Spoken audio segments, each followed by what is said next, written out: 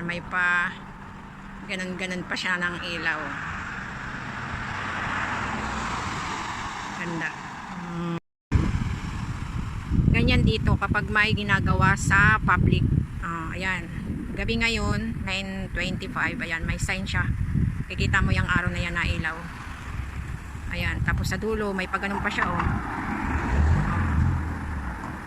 Ayan, may pailaw-ilaw pa.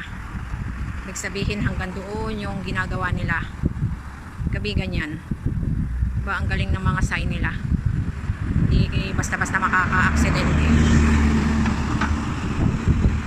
Yan. Galing. Ayan yung arrow sa kabila. Dahil dito sa ano, may ano siya may parang opisina. So ayan, ang ganda. Feeling ko Pasko.